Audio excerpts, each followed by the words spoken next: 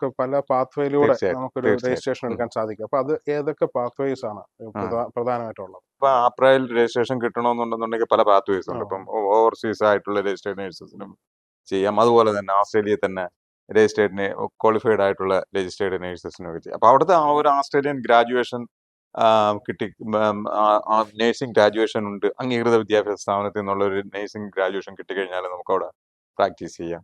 അതല്ലാന്നുണ്ടെങ്കിൽ overseas qualified ആയിട്ടുള്ള registered nurses ആണെന്നുണ്ടെങ്കിൽ അവർക്ക് അവിടെ ചെയ്യാം. അതിൻ്റെ ഒരു പ്രൊസീജിയർ ഉണ്ട്.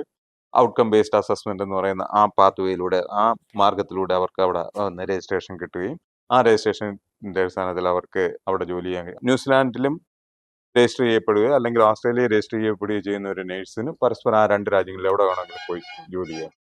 പിന്നെ ഇതിനെല്ലാം പുറമെ ഇപ്പോൾ ഈ ഏറ്റവും അടുത്ത ഒരു വർഷത്തിന് മുമ്പ് വന്നിട്ടുള്ള ഒരു വലിയൊരു മാറ്റമുണ്ട്.